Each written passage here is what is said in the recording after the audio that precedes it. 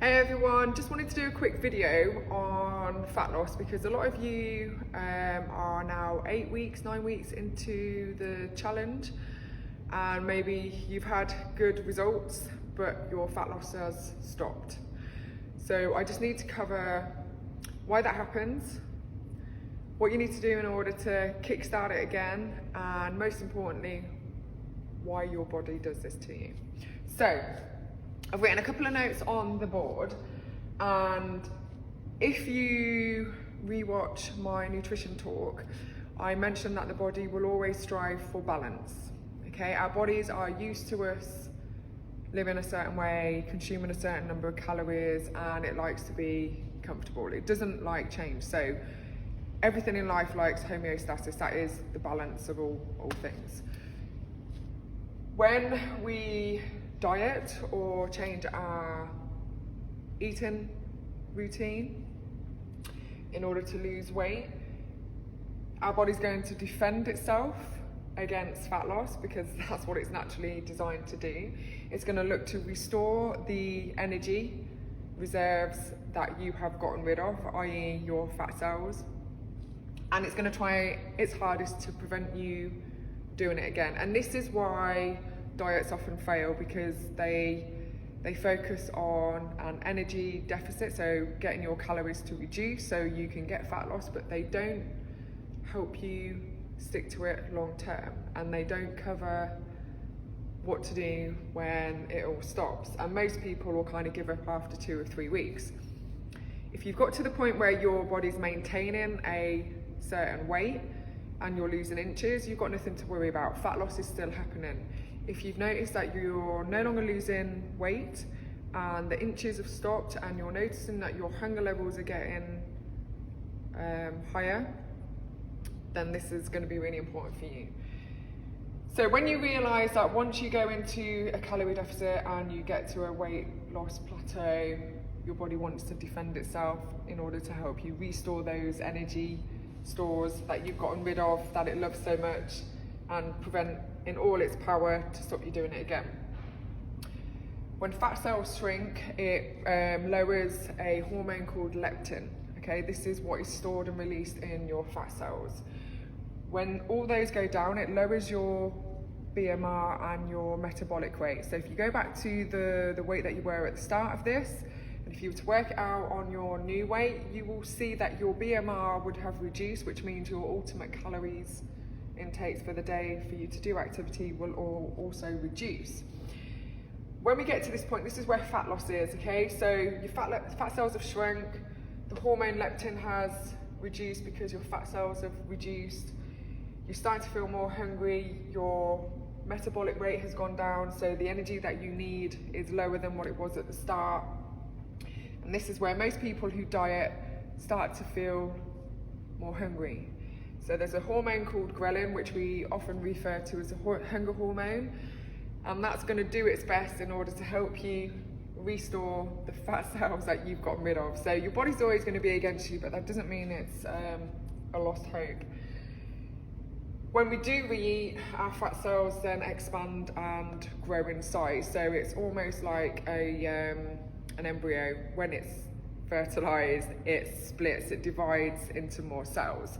Fat cells are believed to work the same. So they don't just expand, more cells grow on those cells and get bigger. So you may have started with, let's just do 4 nice little fat cells. When they shrink, they literally do shrink, so they'll get smaller. Then what tends to happen is those fat cells will expand, but they'll also have other little fat cells. Okay, so you've gone from 4 to 8. Then you go on another diet, those fat cells shrink, and then they'll get bigger. And these fat cells will duplicate. So it's almost like a vicious cycle, and that's why people who do the most popular diets tend to regain a lot more weight after. And again, it doesn't mean it's a lost cause, it just means you just need to be aware of it. When you've hit maintenance, you do have to keep doing what you are doing. If you monitor your sleep and you're getting good sleep, you're halfway there. As long as your energy levels. So as long as you're not starting to feel really fatigued, needing naps, don't have the energy to do your normal day-to-day jobs before exercise, then you should be eating sufficiently. If you can be consistent with those things and keep on top of your exercise and push yourself a little bit more. So those that were on the 60-day challenge, the idea is it's a kickstart in order to get you to do more. And you've always got to push yourself.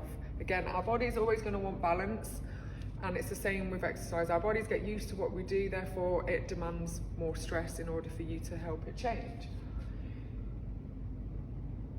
If you're losing faith in the whole fat loss thing and you really want to lose a little bit more weight, recheck what your metabolic rate is and make sure that with every meal you're getting fibre, protein and fats. And I'm not saying carbs are the enemy, but we can overeat some carbohydrates. What you should be monitoring is getting your starchy carbs in, so your rice and your potatoes alongside your main meals, and this will help keep in check insulin, which is another hormone that I didn't mention, but this controls your blood glucose levels.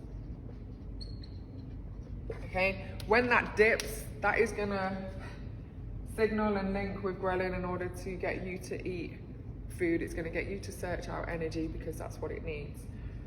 What tends to happen when we are overweight and we have lots of fat cells is insulin stops working effectively.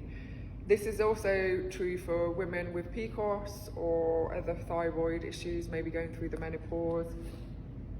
And it's the term insulin resistance. And it's not a case that our bodies turn the foods that we eat, carbohydrates and sugars, into fat. It's just a case of it can't control the levels of blood glucose in your bloodstream. Therefore, you're always going to feel hunger and you're going to eat more energy than you need, and that's going to result in fat loss. So, fibre, protein, fats, really essential. Get them into your main meals. Focus on getting your vegetables, fruit, starchy carbohydrates, and enjoy in small amounts processed carbohydrates. Fat loss plateaus are going to happen. It's entirely normal. It's your body's natural defense system. It's going to try and do everything in order to protect itself and restore the fat cells that you've shrunk. Stay focused. Focus on this bit. Make sure all these are in check. Be aware of what you're doing. Please don't lose hope. Keep going and just keep pushing yourself.